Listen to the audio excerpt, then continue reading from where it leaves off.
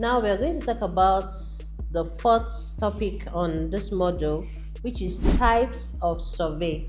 Now, I'm going to tell you this for information purposes, but then the major survey that you need as a realtor or as a real estate development um, individual is the perimeter survey. And this perimeter survey is the one I've been talking about. But I'm going to tell you the other type of survey so that you can have an idea. And when you're trying to discuss real estate, you're going to show that you know what you're doing and you have a sense of direction. Makes you feel knowledgeable, let me use that word, of what survey and other plans are. Now, I want you to know that land surveys are conducted for different purposes. Some people provide make survey very available. Why? Because this is a very in short, survey plan. Without your survey plan, your architect cannot design your house. Without your survey plan, your any subdivision that you see, you cannot work on it, cannot expand it to get all this other SAP reports and all of that thing. So let me not digress. Now, first of all, a perimeter survey. A perimeter survey establishes the exact legal boundaries of a property by identifying corner points, beacons, bearings, and distance. It is essential for confirming ownership and for preventing boundary disputes. Now, like I said, all the things I've been talking about that your client needs is what we call a perimeter survey.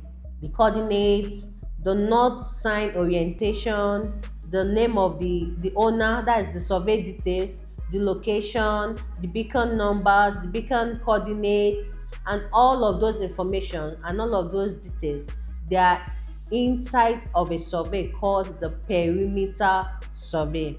Now, the other kind of survey that we have is called the topographical survey. Now, this survey shows you a map of natural and man-made features that are in that land.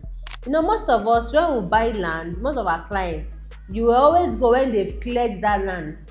They've cleared it, they removed the bushes, the elevations. Some of you don't know that some of the lands you buy, there might have been a kind of a drainage there.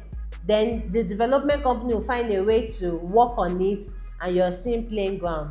But the truth of the matter is, every knowledgeable realtor or real estate individual should have an idea, first of all, of the topographical survey. This survey, they hardly manipulate it. What it means is that whatever is on ground is what is shown in this survey.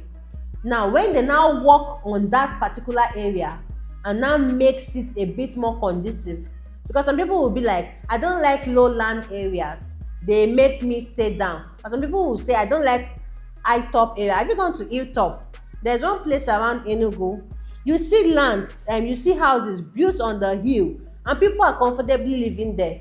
Now, if you see the topography survey of that area, that place shows you how hilly the place is, and it shows you that things can still be built on it.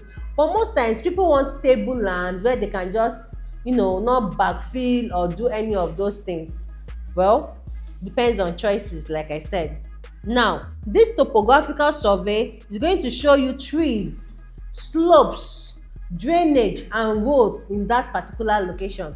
Most times, some of us don't like nature, and so these real estate development companies, most of them, they clear off these trees, they clear off these things because everybody just wants cemented land where they will stay. But I know that most real estate companies that are coming up now, they are building to sync nature. And in the coming days, in the coming years to come, you see people building houses that looks like village setting because they are going to keep these natural habitats and they are going to keep these natural things, these natural features, they are going to keep it intact. Imagine you having a plot of land where there is a stream by the side. It's going to give you a sense of villagehood, a sense of a natural habitat, and that is what some real estate companies are coming up with. So now you know the difference between a topographical survey and a normal perimeter survey. A perimeter survey is one that you see the details of the owner, you see the boundaries, you see the beacon, and you see all of this information.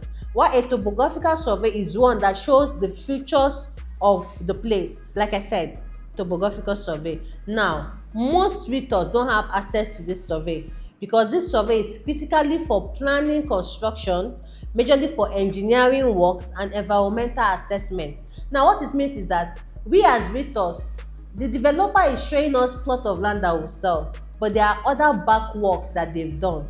Now, if you have an idea of a topographical survey, you can explain to your client why he or she should buy a particular plot of land. This gives you a kind of edge. The client knows that this individual knows what he or she is saying, and it gives you an edge to other people that don't have this information. Like an engineering company now that wants to build a road, they have to know if the road is a table road or if it's a slopy road. Now, this will help them to plan how they're going to work on that road. Now, I don't want to dwell much on this particular type because it is not what realtors are used to. But on the perimeter kind, please always take note of your beacons. Your beacons and your coordinates, they are the most important thing in a perimeter survey. I hope you get this point, and now I'm going to be moving to the next topic, which is common survey issues and how you can identify them. If you want your clients not to be in any issue or any dispute with anybody, you have to be aware of what these problems are.